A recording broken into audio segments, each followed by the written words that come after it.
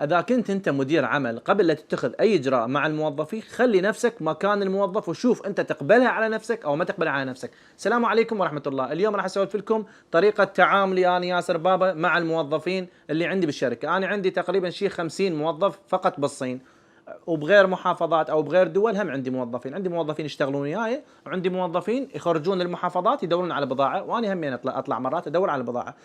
الموظف اللي عندك لازم انت تكرمه، ولازم انت تفتهم حياته. اذا كان عنده مشكله، اذا كان يريد يتزوج، اذا كان عنده اي شيء، لازم انت تفكر بموظفك، مو فقط تفكر بنفسك. طريقه تعاملي مع الموظفين شلون؟ تعاملي مع الموظفين عشق. تعرفون شو يعني عشق؟ يعني بيناتنا محبه كلش قويه الحمد لله والشكر. والموظفين اللي عندي انا ما اعتبرهم موظفين، وانما اعتبرهم عائلتي بالصين، ولهذا السبب الحمد لله والشكر الله اكرمني بالاشخاص اللي دار مدايري، فما حاس بالغربه بالصين. يعني الهام، ابو حسين، محبوب. اول شيء من اشتغلوا وياي تصوروا ما اتفقنا انه بيش الساعه اداوم، بيش الساعه اطلع، بيش الساعه انام، بيش الساعه، ما عندنا هذا الاتفاق، ماكو. يعني تلقوهم يشتغلون ليل ونهار. يعني هسه انا مسافر وهاي الهام وياي، و100 محافظه افترينا، ويمكن هذا خامس او سادس بيت نتنقل له خلال هاي ال10 ايام 6 مرات، وحقيبه ورايحين وحقيبه وجايين والله، وكلش تعب يعني. عرفت شلون؟ وحتى مرات هي تسوي لي مثلا تطبخ، هي شنو طباخه مو طباخه. عرفت شلون؟ ليش؟ لان هي تشوف انا اسوي بيض. تقول لا انا اطبخ لان انت دائما تسوي بيض بيض بيض. المهم يعني احنا متعاونين والله، مو يعني مو بس انا اتكلم، انا دا اتكلم بالنيابه عنهم. احنا متعاونين بكل شيء. فمثل ما اني فايدهم ومنطيهم طاقتي، هم نفس الشيء هم منطيني كل طاقتهم. يعني ما يقولوا لي والله ياسر انت وين مفرفر بينا، والله ليش صار لنا 3 ايام ناكل اكل صيني، ليش باليوم ناكل بس وجبتين، ليش كذا ليش كذا ليش كذا. ابد ما يسالون ولا انا اسالهم. يعني من ما اقول لها تعالي هام صوريني، لا هي تقول لي. اصلا انا هسه ريت اصور هنا ما قبلت، قالت لا مكان مو حلو تعال اقعد هنا. ليه اقدر انا اقول لها غير انا مدير، ليش انت بكيفك صح لو لا؟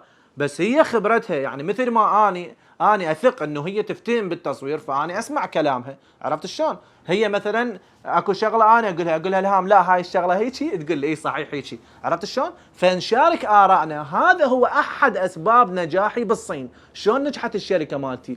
من الموظفين هم الاعمده اللي بنوا بيها الدرج اللي انا صعدت عليه، اذا كانوا الصينيين او اذا كانوا العرب بكل شيء. هسه انا هنا قاعد ابعد على المستودع مالتي تقريبا شيء يمكن 4 أو 5 ساعات، 5 ساعات 600 كيلو متر تقريبا.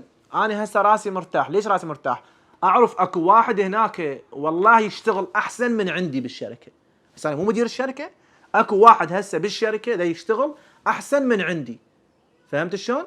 يعني دا يطلع نتيجه احسن ما انا مدير الشركه وكنت اسوي بث وكذا وهذا. شلون يشتغل احسن من عندي؟ ليش؟ السر انه انا من لقيت شخص خليته بالمكان المناسب. طبعا مو انا لقيته، الله سبحانه وتعالى رزقني اياه الحمد لله والشكر. فالسر انه اني تعاملي وياهم مثل العائله.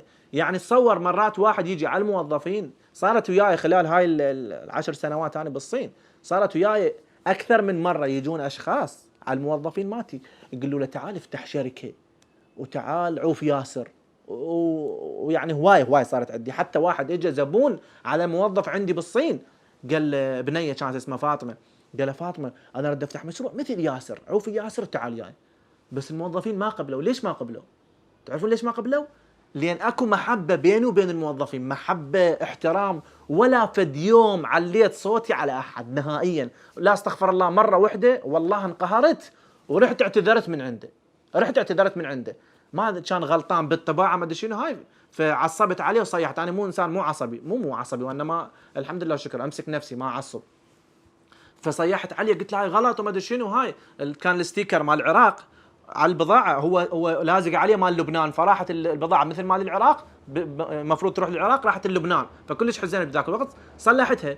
بس اللي ضوجني كلش واللي حزنني انه انا لين صيحت على الموظف كلش انقهرت والله، ما قدرت انام الليل كله اتقلب. فرحت عليه واعتذرت من عنده، يلا ارتاحت. قلت له والله برين الذمه. قال لي عود انت مدير؟ قلت له لا عمي لا مدير ولا هاي. فانا علاقتي ونية صافية، ما كذب عليهم نهائيا، نية صافية وعلاقتي وياهم كل زينة. هذا اسرار النجاح. اليوم انا راح اسولف لكم سالفة شخص عزيز علي كلش، كنت انا اشتغل وياه.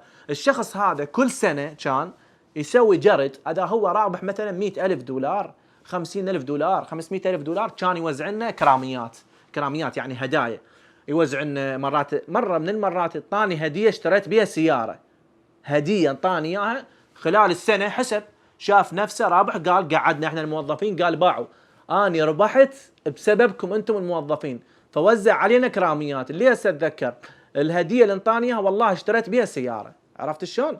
ليش؟ لان هو كان يشوفنا احنا الموظفين نبذل كل جهدنا، نفس اللي يسوونه هسه موظفيني وياي، ما يقولوا لي ياسر انا جيت ب8 الصبح لازم اطلع ب5، انا جيت كذا او تاخرت ساعه انطيني اضافي، انا ما اقصر وياهم صراحه، بس هم ما يقبلون هذا الشيء، يقولون هاي شركتنا ما عندنا مشكله.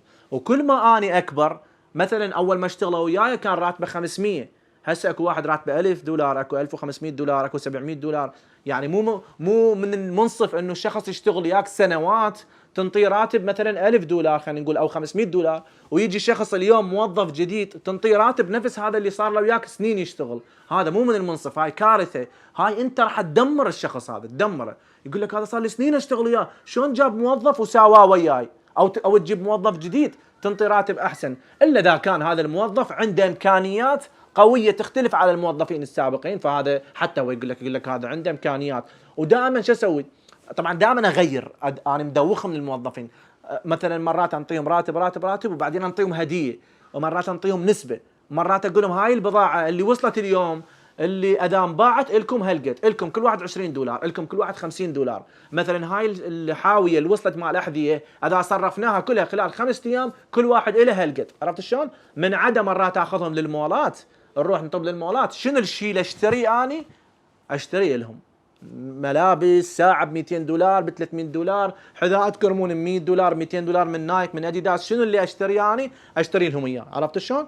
اطب للمول ماكو، نطب احنا سوا، وما اخليهم يحسون انه انا اشتريته وانا ما شنو، اخليه هو يختار لي وانا اختار له، حتى ما احسسه انه انا جاي ادفع، عرفت شلون؟ مرات شو اسوي؟ اصلا مو انا اللي ادفع، اخذ موظفه وياي اخليها هي تدفع وتسجل على الشركه، فهمت شلون؟ ما احسسه انه انا دفعت، دائما اسوي هذا الشيء، فاني زين وياهم، هم زينين وياي. مثلا انا بدلت سيارتي، اشتريت سياره جديده، السياره القديمه قلت لها السياره القديمه الك، عرفت شلون؟ صحيح هي مو كل السياره غاليه وكذا، بس انا اعتبر نفسي قدمت شيء اللي اقدر عليه، فكل ما يتوسع شغلي، كل ما انا بالنسبه لي مثلا اليوم اني ربحي باليوم خلينا نقول 3000 الى 5000 دولار، بعدين ربحي من اليوم باليوم يصير 10,000 دولار، معقوله هذول الموظفين يبقون على نفس الراتب؟ مستحيل.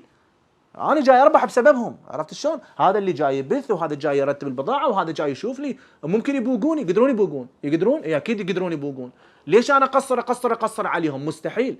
يعني اي واحد هسه اذا اراد يبوق ممكن، عرفت شلون؟ مثلا موظف صيني هسه انا ادزه على معمل يقول لي هاي البضاعه مثلا خلينا نقول ب5 كواي، 5 رمنبي عمله صينيه، وهي من هناك ب4.5، يقدر ولا ما يقدر؟ يقدر، بس ليش ما يسويها؟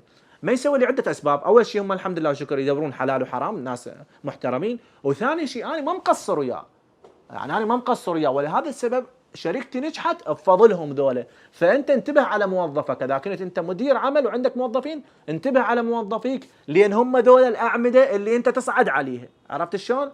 تحياتي لكم والسلام عليكم ورحمه الله.